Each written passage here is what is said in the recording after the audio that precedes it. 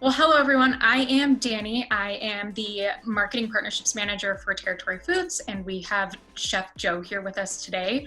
We're going to talk about his new meal on the Territory menu that we're super excited to walk you through.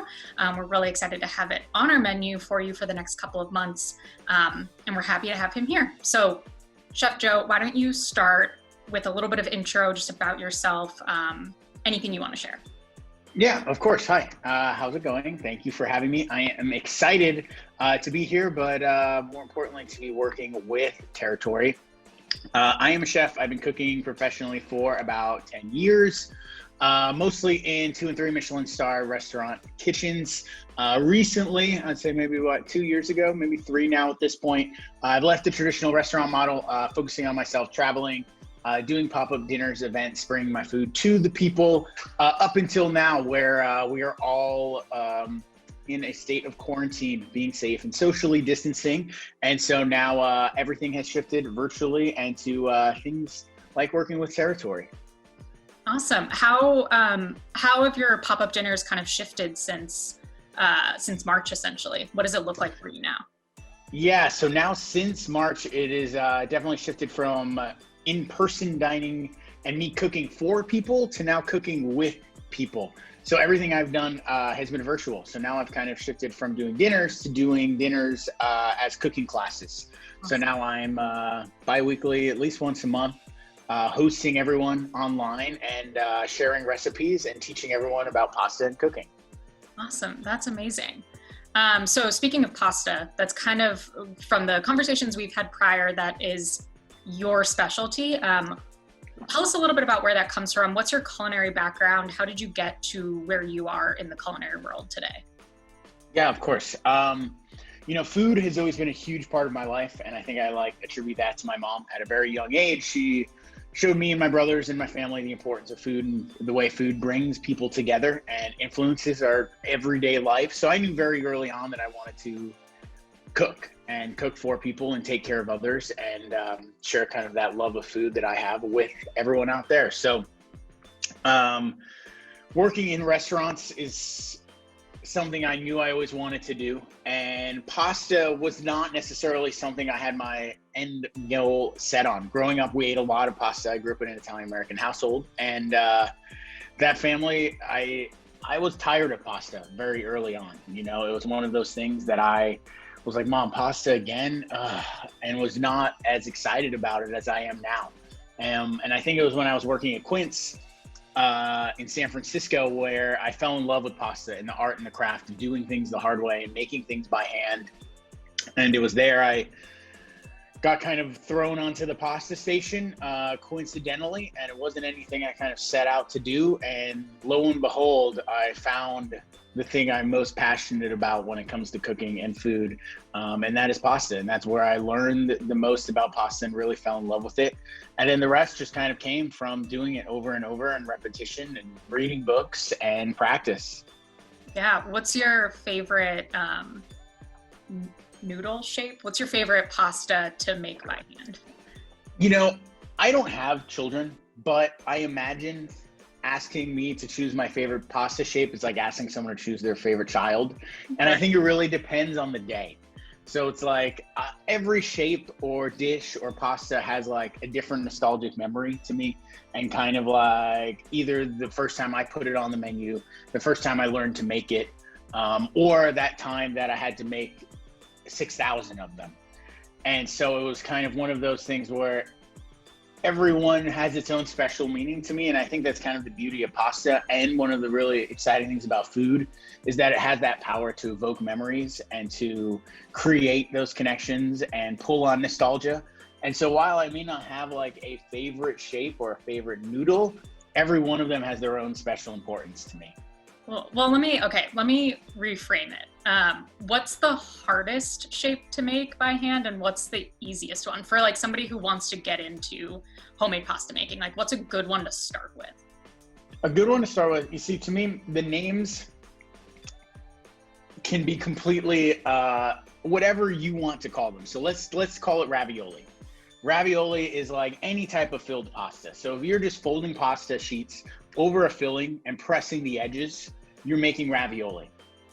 And I think that's like the simplest way to think about it and really kind of like dive into it is if you want to make filled pasta, make ravioli. And that way you can't do any wrong. If you're putting filling inside of 2 thin sheets of dough and sealing those edges, you're making a ravioli. And so like I want to get more people to make pasta and to cook and feel comfortable in the kitchen, however that is. And if that means like getting people to forget about and not stress about the different names and the different shapes and the different regionalities, because all of that can come later. That's all knowledge that comes with experience. And you know, I don't want food or cooking to be stressful or scary. I want more people to do it and more people to just gain confidence in the kitchen. Awesome. Well, I'm making a mental note. I'll try my hand at ravioli. That question was for me, if you couldn't pick up. Yeah, ravioli. Jump right in with ravioli and then see what happens. Awesome. Well, okay, so let's take a step back from pasta. I mean, if the answer is a pasta, that's great, but I'd love to talk about the different types of meals you've made and things that you're proud of. Again, this is probably a hard question, but you can think in like recent years. What's one of your favorite things that you've ever made? Like something that you were just super proud of, whether it was like a learning technique or just a meal that you can think back on that you were like, I am so proud of this meal. I think there are like 10, that's a twofold question. So like one of the dishes I'm like most proud of was this lasagna that I made at Quince when I was there. And it was like this layered lasagna. And I think I might've done like 50 so layers. It was like Swiss chard, guinea hen, roasted mushrooms, and the lasagna sheets. And it was just built, it's a very intricate dish. With like a jus made from all the bones, and you utilize all the different parts of the vegetable and all the different parts of the animal, kind of not letting anything go to waste. And when the Michelin Guide came out that year and we had gotten 3 stars at Quince, they come and try the food multiple times throughout the year, but they'd only choose to write about 1 or 2 dishes in the book. And that dish they chose to write about. So that was like incredibly meaningful and a moment that I was extremely proud of. One of the things I created being showcased like that. But then on like, I guess a wider scope or scale is the way that I look at vegetables. I'm really proud of, and I think it's unique. Thinking about vegetables as this thing that, you know, treating them like an expensive piece of meat or this really like pristine piece of Wagyu. Like people know $600 steaks, but nobody thinks of a carrot that should get the same level of respect and attention to detail that that $600 steak does. And I really think that's important. And a farmer puts just as much love and care into that as the person who raises the beef. And so I think that approach to cooking gives me a really unique perspective and showcases something that not a lot of people are doing. Awesome. Well, it sounds amazing. I'm like an hour to lunch, and this is not the you'll be hungry by the end of this conversation. Oh yeah, I'm always hungry. So, well, okay. So let's jump into a different topic a little bit. A lot of people that might be viewing this interview or this conversation that we're having are likely going to know you from your time on Top Chef. So I'd love to get into that. People love to talk about it. People love to hear about it. So why don't you jump in and just kind of tell us about your experience? How did they find you? What did that look like for you? Like anything you want to share? You know, I think everyone's journey on Top Chef is a little different, and mine is definitely unique in the sense that I'd never seen the show prior to doing it. I didn't really know what I was getting myself into. I didn't apply. I didn't go through that whole process. I think that some other people may have, where I was cooking at Lazy Bear in San Francisco. And if you're not familiar, it's like a fine dining dinner party every night. It's a completely open kitchen. It's communal seating and dining. And the chefs come up and talk about the food, and we present everything. And we really interact with the guests, giving them this like almost transparent, really unique experience that you don't really see anywhere else. And so unbeknownst to me, 2 of the diners that were sitting right up next to the kitchen that I was interacting with all night were casting producers for the show. And I guess I made a good impression because the next day they had reached out and were like, hey, can we talk to Joe? We think he'd be great for the next season of Top Chef. Would he be interested? And I immediately shut them down. And I said, no, thank you. I don't want to do television. That's silly. And they were persistent. And it actually turned out to be my partner, Bella, who was like, you really should listen to them, maybe give it a chance and see what happens. It could be a good thing. Maybe it's meant to be. And, you know, I did a series of interviews, and next thing I knew, I was flying to Colorado to compete on the show. And it was a whirlwind experience, and I'm so grateful and thankful for the opportunity. but it wasn't something I had initially set out to do. Wow. I mean, does sound like a whirlwind. Also sounds like you owe a lot of it to Bella, so good on her for doing that. I do. So what with your time on the show, what would you say, and this doesn't have to necessarily be like culinary wise, but what would you say your biggest lesson that you learned while competing was? I think my biggest takeaway was finding my own like personal culinary voice. And what I mean by that is like up until that point, I had only been, say, like the number 2 at a restaurant. And when you're in a restaurant, even if you're number 1, you have a team of people surrounding you that you bounce ideas off of. And you're only as good as the team and the people that you're with, and as much as you trust them and they trust you. And it's a very kind of fluid experience when you're creating a new dish or you're coming up with something or you're working on the menu. And not until doing Top Chef was I ever really put in the position where I was totally on my own. Yeah. And being forced to create and make things and express yourself and decide what you're going to put on a plate that best represents you.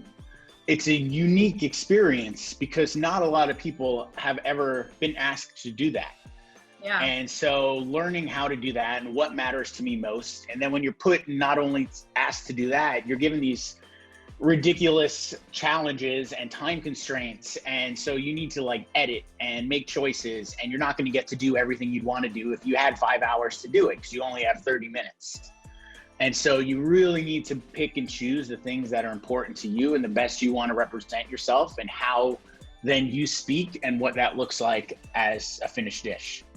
Wow, that's I mean, I can't imagine, but it's so important, I think, and a lesson that can be applicable in all areas of life is, even if you're not running against like a timeline like you guys were, a deadline or whatever it might have looked like, just how do you identify what's important and having that kind of be your North Star. So it was like your North Star for getting through Top Chef. So speaking of kind of having to hone in on what was important in the dishes that you were creating, when you look back on your time there, and this is again another favorite child question, but we just love these, so I like to ask them, what was your favorite dish that you prepared while on Top Chef, or the one that you were most proud of? You know, Sorry. Harking back to pasta, I suppose. I think any of the times that I made pasta, I was always very successful, which was a very kind of gratifying, self-fulfilling moment where I was like, okay, I'm doing the right thing. It's not just me and the people I'm around that think I make pasta really well. Here's a series of judges, different people from around the industry that are all very well respected, that have great things to say about my pasta, and saw that passion and love and unique approach that I brought to things. And so I think it was a lot of those pasta dishes. One of them we did was in Telluride, and it was incredibly challenging because it was a family-oriented dish, and everyone had their mothers there that showed up as a surprise, and my mom had already passed away, and so my dad was there instead, and we cooked a dish from our family and childhood, and my dad did my mom's lasagna, and then our job and challenge was to recreate that in our own way. And I had a really hard time with that mentally because I didn't want to improve it, I didn't want to change it. It was my mom's dish, it was hers, and what was I to do? And I found a very satisfying creative way to do that, where I took her lasagna idea and I put my own spin on it by creating a rotella, which is like a rolled up lasagna, pulling on a lot of those flavors, using my technique, utilizing entire vegetables, utilizing all of the chicken, and creating this dish that didn't get me sent home, but I actually got invited then to the finals in Denver, or in Aspen. Oh, wow, that's awesome. That has to be a memorable meal, like for so many different reasons. But you mentioned creating these dishes for different people that, the judges, they all have their own expertise, their own tastes, their own preferences. They're all very impressive people, of course, that come onto the show and kind of critique what you guys have made for them.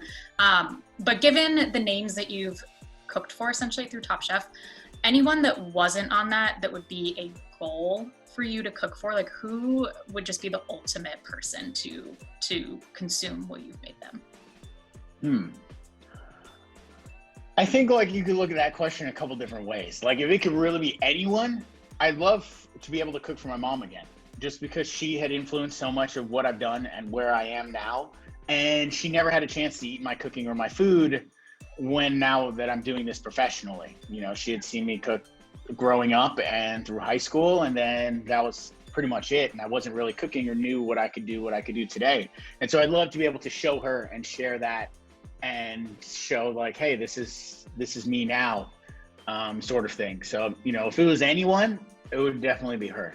Yeah, I mean, the question is anyone. I think that's an awesome answer. I'm sure she would be super proud. Especially, I think it'd be awesome if you were able to cook that dish that you just referenced, kind of show her. Yeah, I know. That would be like tugging at the heartstrings right there. Oh, well, thank you for that. I think what we can move on to now is getting into your dish for territory. Let's walk through kind of the components of the dish, and kind of what your inspiration was for it. Okay, so let's walk through your meal. There are 2 meals of Chef Joe's on the territory menu, a vegan and a protein version. And I'm gonna walk through the one with pork today. It's called the Italian bowl. I've tried this, it's incredible. I love everything about this. I am like the biggest pickle fan ever. And so anytime I see pickled onions, I'm super, super excited. So Chef, let's walk through what are the components, like what are we looking at here? What can our customers expect when they order your meal and it's delivered to them? Yeah, of course. So I was taking a look when I was getting inspired for this, looking at the territory menu and a lot of the other things that are already there and how I can make that my own, bringing something that I would want to eat and create for everyone. So the idea here is I love braised and roasted pork, and I think pork and pigs are huge in Italian cuisine, Italian culture. They're everywhere. So I wanted to do it really well and kind of showcase that and make that protein the main star. So it's roasted, lots of mirepoix in there. So you have all these aromatics, flavors, cooked down and shredded. So super unctuous, kind of melt in your mouth. And then that's like the main substance for the dish that really kind of ties everything together. Pairing with that to really balance it out, I guess you could say, is the quinoa and the kale. So one super crunchy, fibrous, really green. The other one really light, herbaceous, adds a nice kind of like nuttiness to everything. Tying those all together, and like you said, the pickled onions, and I'm a huge fan of pickled onions as well, but what I wanted to do here was not just do like any sort of pickle on them. We used hibiscus flower to infuse into the pickles to get this really kind of light, sweet floral note, and it gives it this really awesome, vibrant purple color. And then to kind of dress everything and really brighten it up even more is this roasted red pepper vinaigrette with some like roasted garlic and miso in there. Really adds kind of like a nice depth of flavor and complexity. So when you're tossing this all together and dressing it, it eats really well, either warm or cold, which is great for on the go or at home, depending on how you want to enjoy it. Yeah, I think when I had it, I took out the pork, crisped it in the pan, and then ate everything else cold. And it was... Toss it all together and you get like that warm, cold, contrasted texture and flavor. And oh yeah, I tried mine and I was like, oh my gosh, this is so good. Yeah, huge fan. Again, we've got the pork version and then we do have a vegan version. It's just gonna have some extra veggies, but you're still gonna get the great crunch from the almonds, the kale, the quinoa, and then those pickled onions that I'm talking about. And I promise I'll stop talking about pickled onions at some point in my life. Maybe not. Oh, let's not forget about the crumble rumble that's on there. I mean, if you remember me on Top Chef, I was always making some sort of crumble rumble. And if you don't know, it's a phrase I came up with. It's not a real word, I don't think, yet. Should be. It's crumble rumble is like a crunchy texture topping. And I think when you're eating, texture is a big thing not a lot of people think about, but really makes a big difference when you're enjoying a meal. So rather than just like a regular crouton or something like that, we wanted to keep it, of course, gluten-free. And so using a different variety of crunchy bits, nutritional yeast adds a really like huge punch of flavor and texture that kind of elevates what you would think of as your regular streusel or breadcrumb topping. Awesome. Well, I'm sure I speak for everyone when our customers, they're going to be super excited by this meal. I've been with Territory for about 4 years now, and we don't have anything like this on the menu. So it's amazing to bring just a unique take on pork, on pickled onions, like you said, with the hibiscus flower. Just there's so much uniqueness to this meal in every little component, and then brought it all together. It's incredible, and I'm really excited for you guys to be able to try it out. So, okay, we'll finish up with kind of like one last question for you. Tell us what's next for you. What are you working on now? Where can people find you? What kind of exciting things do you have going on that you'd love to share with the Territory audience? That's a great question. Prior to March, I was getting ready to plant down and open a brick and mortar restaurant and be able to actually serve people and cook for everyone once again in person. And then now things have kind of changed for the time being. That's on pause. I'd rather support everyone who still has restaurants and is still fighting to keep their restaurants, ordering takeout, independent, small restaurants, businesses. I think that's so important right now, more than ever. You never know that place that you love on the corner, if it's going to be there tomorrow, even if they seem like they're okay, you don't know. And so I don't want to compete with that or take away from that. Instead, I still want to be able to cook for others and with others. So everything is online now. I'm doing weekly pasta classes, cooking classes, online events, and things like that. Still connecting with others through food, just in this new modern way for the time being. So stay tuned. You follow me on Instagram at chef.joe.sasto. Everything that's happening, you find out first on my IG. So looking forward to everyone trying this Territory meal and hopefully joining in on a cooking class soon. Yeah, we will be sure to put all of your social handles and then access to these classes where they can find you in the information below. So anyone can kind of come and support you in your support for the rest of the kind of culinary and restaurant world. I think it's so important and definitely so selfless of you. So we're really excited to be partnering with you and can't wait for people to try your meal. Thank you so much for joining me today. Awesome. Thank you.